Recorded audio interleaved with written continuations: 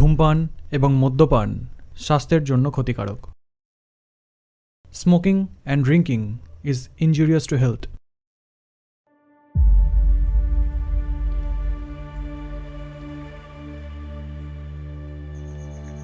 নমস্কার বন্ধুরা, তোমরা কেমন আছো? আশা করি নিশ্চয়ই ভালো আছো। আমরা আবার হাজির হয়েছি একটি নতুন গল্প নিয়ে। আজকের গল্প সৈয়দ মুস্তাফা সিরাজের লেখা মুরারি বাবু দেখা লোকটা। জন্মেছিলেন 14ই অক্টোবর 1930 সালে। তার লেখা ভৌতিক গল্পের সংখ্যা প্রচুর। প্রসঙ্গত বাংলার হরর কমেডি ধারায় অন্যতম প্রাণপুরুষ। আজ সেই রকম একটি গল্প, মুরারি বাবুর দেখা লোকটা। শ্রাবণ মাসের সন্ধ্যায় তুলকালাম বৃষ্টি। সেই সময় আড্ডাটা জমেছিল ভালো। ইতিমধ্যে গোপালবাবুর কাজের লোক কানুহরি ছাতার আড়ালে মুড়ি আর তেলে ভাজা এনেছিল। বৃষ্টিতে বেচারার একেবারে কাকভেজা অবস্থা। ভিজে কাপড় বদলে নিয়ে বাড়ির ভিতর থেকে সে এবার ট্রে ভর্তি চা আনবে। ঠিক এই সময় মুরারিবাবু আর জিতেনবাবুর মধ্যে কি সূত্রে তর্কটা বেঁধে গেল অন্যরা খেয়াল করেনি। জিতেনবাবু বললেন, বোগাস, আমি বলছি নেই। মুরারিবাবু বললেন, আমি বলছি আছে। সায়েন্সকে তুমি অস্বীকার করতে পারো? আরে রাখো তোমার সায়েন্স, আমি স্বচক্ষে দেখেছি, তুমি বলছো নেই। তুমি ভুল দেখেছ। সাইকোলজিতে হ্যালুসিনেশন বলে একটা কথা আছে, জানো? দৃষ্টি বিভ্রম। আরে রাখো তো সাইকোলজি। গোপালবাবু গৃহকর্তা। বন্ধুদের মধ্যে কী নিয়ে তর্ক হচ্ছে তা না জানলে কেমন করে মিটিয়ে দেবেন? তাই তিনি বললেন, আহা, ব্যাপারটা কি? জিতেনবাবু বাঁকা হেসে বললেন, ভূত?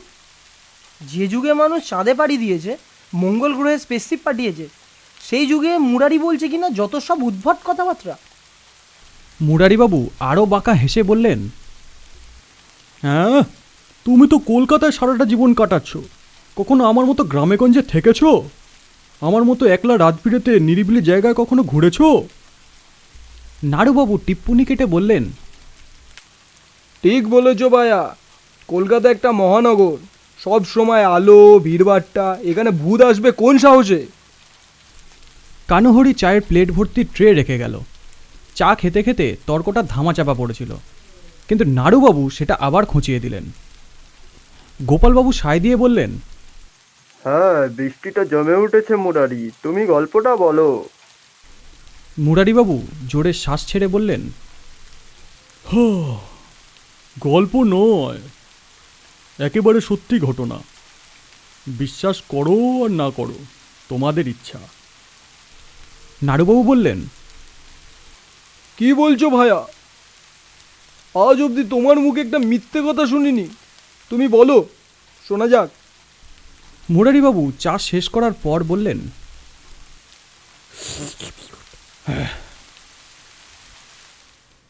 সেই প্রায় 15-16 বছর আগের কথা। তখন আমি চাকরি করি। নদিয়া জেলার বাবুগঞ্জে আমার অফিস।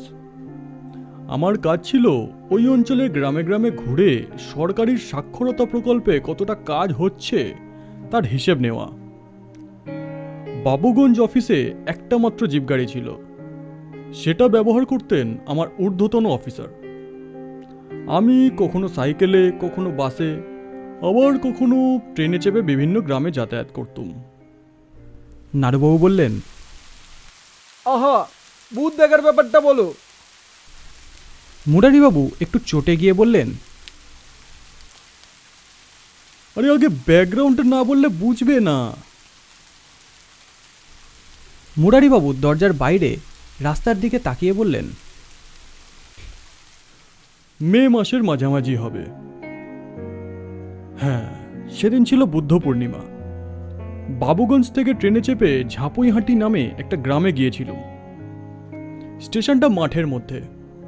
সেখান থেকে সাইকেল রিক্সায় গ্রামে পৌঁছালাম। তখন বেলা প্রায় 12টা বাজে। মোটে 4টে স্টেশন দূরত্ব। ট্রেনের স্পিড কেমন তা বোঝো তাহলে।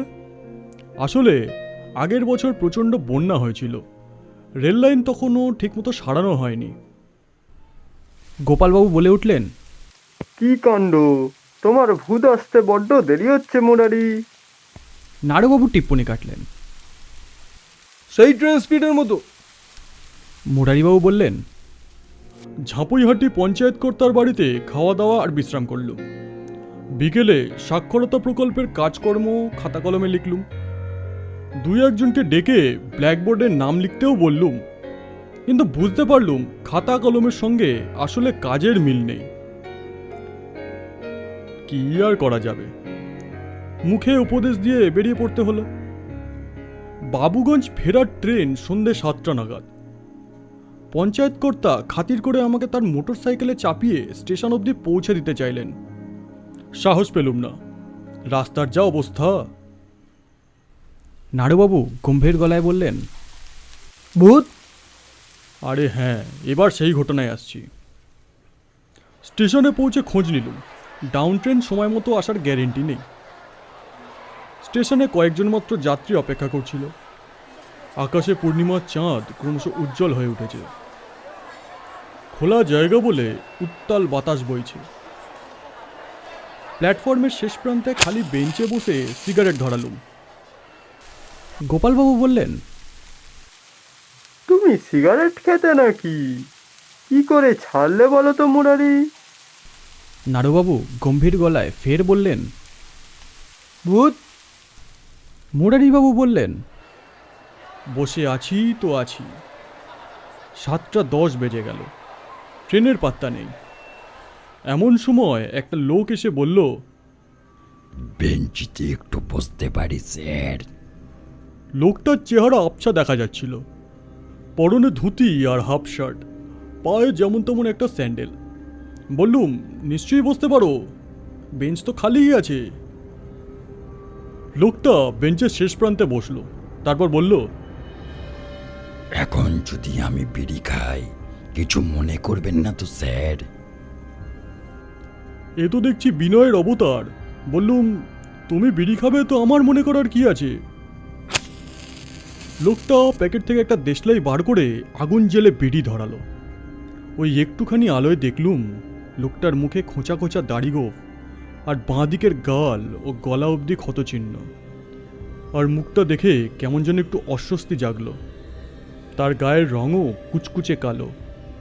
কেউ নিশ্চয়ই লোকটার গাল ও গলায় চাপড়ের কোপ মেরেছিল। গোপালবাবু বললেন, তাহলে লোকটা খুন খারাপিতে মরে যাবার পর ভূত হয়েছিল? মুরারিবাবু বিরক্ত হয়ে বললেন, আহা, পুরোটা বলতে দাও। নাড়ুবাবু বললেন, আরে হ্যাঁ বলো। মুরারিবাবু বললেন, লোকটা বিড়ি টানতে টানতে বলল, স্যারের কোথায় যাওয়া হবে? একটু বিরক্ত হয়ে বললুম, বাবুগঞ্জ। লোকটা কেমন অদ্ভুত শব্দ করে হাসলো, তারপর বলল, বাবুগঞ্জ? এই লাইনে এই এক বিচ্ছিরি ব্যাপার। বাবুগঞ্জ থেকে আসা ট্রেন পাওয়া যত সোজা, ফিরে যাওয়া ট্রেন পাওয়া তত কঠিন। দেখুন না ট্রেন কখন আসে। এমনও হতে পারে এ রাত্রে ট্রেন আর এলোই না। অবাক হয়ে বললুম, সে কি? সে আবার কিরকম বিদঘুটে হেসে বলল, এই যে আমাকে দেখছেন, রোজ ঠিক সন্ধ্যাবেলা বাবুগঞ্জ যাব বলে স্টেশনে এসে বসে থাকি। ট্রেন আর আসে না। রেলের ওপর কেন্না তো রেখেছে স্যার। এতক্ষণে সন্দেহ হলো লোকটা নিশ্চয়ই পাগল। তাই চুপ করে বসে রইলুম। লোকটা বকবক করে যাচ্ছিল। ইচ্ছে হলো তাকে ধমক দিয়ে উঠে যেতে বলি, কিন্তু সাহস পাচ্ছিলুম না। বলা যায় না, কোনো গুন্ডা বদমাশও হতে পারে। আমার হাতে একটা অ্যাটাচি কেস, টাকা আছে ভেবে হয়তো সেটাকে কেড়ে নিয়ে পালানোর ফিকিরে এখানে এসেছে। প্ল্যাটফর্মের শেষ প্রান্তে বসা আমার উচিত হয়নি। এই ভেবে উঠে যাব ভাবছি, স্টেশনে ঢং ঢং করে ঘন্টা বাজলো। অমনি লোকটা বলল, দেখেছেন স্যার, বাবুগঞ্জের দিক থেকে ট্রেন আসছে। ওই দেখুন, সিগন্যাল বাতি নীল হলো। লক্ষ্য করে দেখলুম সত্যিই তাই। লোকটা বলল, এই জন্যই জীবনে কেন্না ধরে গেছে স্যার। বাঁচতে ইচ্ছে করে না। এই কি অবস্থা হয়েছে দেখুন। একটু পরে স্টেশনের কাছে কয়েকজন যাত্রীকে প্ল্যাটফর্মের সামনে যেতে দেখলুম। তারপর সত্যি ডাউনের দিক থেকে ট্রেনের আলো দেখা গেল। তারপর ট্রেনটা হুইসিল দিতে দিতে স্টেশনে ঢুকছিল। এই সময় দেখলুম বেঞ্চ থেকে লোকটা উঠে দাঁড়িয়েছে। তারপরই ঘটে গেল এক ভয়ঙ্কর ঘটনা। ট্রেনটা এসে আমার সামনে দিয়ে খানিকটা এগিয়ে থামবার আগেই লোকটা ইঞ্জিনের সামনের লাইনের ওপর ঝাঁপিয়ে পড়ল। মুরারিবাবু চুপ করলেন। নাড়ুবাবু বললেন, এ তো সুইসাইড কেস, তোমার ভূত কোথায়? জিতেনবাবু এতক্ষণে সকৌতুকে বলে উঠলেন, সবে তো লোকটা মারা পড়ল, ভূত হতে একটু সময় লাগবে না? মুরারিবাবু তার কথা গ্রাহ্য করলেন না। তাকে এবার কেমন নিস্তেজ দেখাচ্ছিল। এবার একটা শ্বাস ছেড়ে তিনি বললেন, কিন্তু আশ্চর্য ব্যাপার, এমন একটা ঘটনা ঘটে গেল, ড্রাইভারের তো চোখে পড়ার কথা, কিন্তু কোনো হই হল্লাও শুনলাম না। ট্রেনটা হুইসিল দিয়ে দিব্যি চলে গেল। তখন আমি আতঙ্কে উত্তেজনায় বেঞ্চি ছেড়ে উঠে দাঁড়িয়েছি। লোকটার রক্তাক্ত হাড়গোড় ভাঙা লাশ নিশ্চয়ই নিচের লাইনে পড়ে আছে। সেই বীভৎস দৃশ্য দেখতেও ভয় করছে। এমন সময় রেলের একচক্কানা লণ্ঠন হাতে একজন খালাসিকে আমার দিকে এগিয়ে আসতে দেখলুম। সে ভেবেছিল আমি বিনা টিকিটের যাত্রী। আমার কাছে এসে সে টিকিট দাবি করতেই বললুম, আমি যাব বাবুগঞ্জ, আমার টিকিট আছে, কিন্তু এক্ষুনি একটা লোক ওই ইঞ্জিনের সামনে লাফিয়ে পড়ে সুইসাইড করেছে। সে কি, কখন? আরে গিয়ে দেখো, লাইনে তার লাশ পড়ে আছে। খালাসিটি লণ্ঠন হাতে প্ল্যাটফর্মের নিচে লাইনে আলো ফেলে এদিক ওদিক দেখার পর বলল, আপনি টিকিট কাটেননি, তাই আজে বাজে কথা বলে কেটে পড়া তালে আছেন। খাপ্পা হয়ে তাকে আমার টিকিটটা দেখালুম। সে তখন হাসতে হাসতে বলল, আপনি ভুল দেখেছেন স্যার। মাথায় জেদ চেপে গেছে আমার। তাকে বললুম, লাশটা ইঞ্জিনের চাকায় ধাক্কা খেয়ে হয়তো দূরে ছিটকে গেছে, চলো খুঁজে তোমায় দেখিয়ে দিচ্ছি। গোপালবাবু বললেন, লস দেখতে পেলে? না, অনেক খুঁজোখুঁজি করে লাশ তো দূরের কথা, রেল লাইনের রক্তের চিহ্ন পর্যন্ত দেখতে পেলুম না। আতঙ্ক আর অস্বস্তিতে আমার শরীর তখন অবশ। খালাসি বলল, ডাউন ট্রেন আসতে আজ একটু দেরি হবে স্যার। আপের স্টেশনে মালগাড়ি দাঁড়িয়ে আছে, এবার মালগাড়ি পাস হবে, তারপর ডাউন ট্রেন আসবে। যাই হোক, সে স্টেশনের দিকে চলে যাওয়ার পর সেখানে দাঁড়াতে আর সাহস হলো না। স্টেশনের কাছাকাছি একটা বেঞ্চির ওপর গাছের ছায়ায় বসে পড়লুম। তারপর দেখলুম বেঞ্চের অন্য প্রান্তে কেউ বসে আছে। নাড়ুবাবু বলে উঠলেন, সেই লোকটা নয় তো? মুরারিবাবু বললেন, হ্যাঁ, সেই বেটার ছেলে। আমি যেই বসেছি অমনি সে সেই রকম বিদঘুটে হেসে বলল, খালাজির সঙ্গে রেল লাইনে কি খুঁজে বেড়াচ্ছিলেন স্যার? তখন আর ভয় ঠয় নেই আমার। রাগে মাথায় আগুন ধরে গেছে। বললুম, তুমি দেখছি এক্কেবারে ম্যাজিশিয়ান, আমাকে ম্যাজিক দেখিয়ে ছাড়লে। লোকটা বলল, না স্যার, ম্যাজিক জানলে তো কত টাকা রোজগার করে বড়লোক হয়ে যেতুম।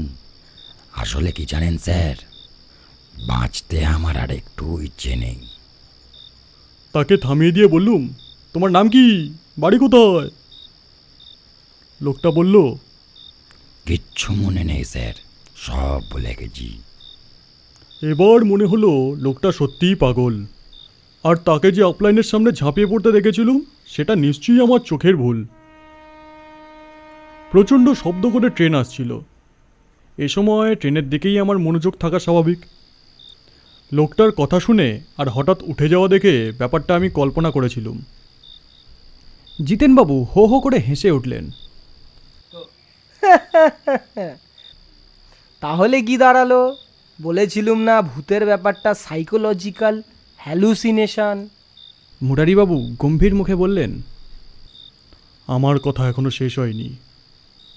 নাড়ুবাবু বললেন, তাহলে তাড়াতাড়ি শেষ করে ফেলো, বৃষ্টি থেমে গেছে মনে হয়, বাড়ি ফিরতে হবে। মুরারিবাবু বললেন, লোকটা আবার বকবক করতে থাকলো। কান দিলুম না। একটু পরে দেখলুম আপের সিগন্যাল নীল হলো। স্টেশন মাস্টার বেরিয়ে এসে প্ল্যাটফর্মে দাঁড়িয়ে একচোখো লণ্ঠনের নীল আলোটা নাড়তে থাকলেন। তারপর মালগাড়ির ইঞ্জিনের আলো দেখা গেল। আলোর দিকে তাকিয়ে আছি। তারপর ইঞ্জিনটা যেই কাছাকাছি এসেছে অমনি বেঞ্চ থেকে লোকটা আগের মতো উঠে দৌড়ে গিয়ে রেল লাইনে ঝাঁপিয়ে পড়ল। না, আমার চোখের ভুল নয়। মালগাড়িটা ধীরে সুস্থে স্টেশন পেরিয়ে গেল। আমি তার আগেই বেঞ্চ থেকে উঠে স্টেশনের সামনে গিয়ে দাঁড়িয়েছি। স্টেশনের বারান্দায় কয়েকজন যাত্রী বিরক্ত হয়ে স্টেশন মাস্টারকে ঘিরে ধরে ডাউন ট্রেনের কথা জিজ্ঞাসা করছে আর রেল দপ্তরের মুন্ডুপাত করছে। নাড়ুবাবু খাপ্পা হয়ে বললেন, এই তোমার ভূত? মুরারিবাবু বললেন, না হে না, শেষটুকু শোনো, তবে না বুঝবে। বাবুগঞ্জ ফেরার ডাউন ট্রেন এলো রাত প্রায় 8:30টায়। ট্রেনে ভিড় ছিল, তবে যে কম্পার্টমেন্টে উঠেছিলুম একটা সিট পেয়ে গেলুম। ট্রেন ছাড়ল। একটা করে স্টেশন আসছে আর ভিড় একটু করে ফাঁকা হচ্ছে। বাবুগঞ্জ স্টেশনে পৌঁছানোর আগে হঠাৎ দৃষ্টি গেল আমার বাঁ দিকে একটু তফাতে। বেঞ্চের কোণে হেলান দিয়ে বসে আছে সেই লোকটা। হ্যাঁ, সেই বটে। কালো কুচকুচে গায়ের রং, গায়ে ছাই রঙা হাফ শার্ট, পরনে খাটো ধুতি, বাঁ দিকের গাল থেকে গলা পর্যন্ত দাগড়া দাগড়া ক্ষতচিহ্ন। সে আমার দিকে এবার তাকালো। হিংস্র দৃষ্টি, চোখ দুটো নিষ্পলক। আতঙ্কে আমার শরীর তখন প্রায় অবশ। দৃষ্টি সরিয়ে নিলাম। একটু পরে বাবুগঞ্জ স্টেশনে ট্রেন দাঁড়ানো মাত্র আমার পিছন দিকের দরজা দিয়ে নেমে গেল। গোপালবাবু বললেন, হ্যাঁ, তাহলে লোকটাকে ভূতই বলতে হবে। নাড়ুবাবু গম্ভীর মুখে বললেন, ভূত, 100% ভূত। জিতেনবাবু বাঁকা হেসে উঠে দাঁড়ালেন। ও হে গোপাল, আমি একবার বাথরুমে যাব। গোপালবাবুর বাড়িটা পুরনো আমলের। এই বসবার ঘরের সংলগ্ন বাথরুম নেই। পিছনের দিকে এক টুকরো ফাঁকা জায়গায় ফুল ফলের গাছ আর ঝোপঝাড় আছে। বাউন্ডারি পাঁচিল ঘেঁষে একটা বাথরুম আছে। সেদিকের দরজা খুলে বেরোলেন জিতেনবাবু। গোপালবাবু বললেন, ওই সুইচ টিপে আলো জ্বেলে নাও জিতেন। আমার আলোর দরকার নেই, তবে বৃষ্টিতে জায়গাটা পিছল হয়ে আছে এই আর কি। তারপর তার চিৎকার শোনা গেল, কে রে? কে ওখানে? কানুয়ারি? এ কি? এ আবার কে? ওরে বাবা, কি সাংঘাতিক! গোপাল, গোপাল, ও গোপাল! সবাই সেই দরজার দিকে ছুটে গেলেন। জিতেনবাবু সিঁড়ির নিচে অজ্ঞান হয়ে পড়ে আছেন। সাদা ধুতি পাঞ্জাবি জলে কাদায় নোংরা। ধরাধরি করে তাকে ঘরে এনে চোখে মুখে জল ছেটানোর পর তার জ্ঞান ফিরে এলো। তিনি অতি কষ্টে বললেন, হ্যালুসিনেশন। মানে মুরারির দেখা অবিকল সেই লোকটা ঝোপের পাশে দাঁড়িয়েছিল।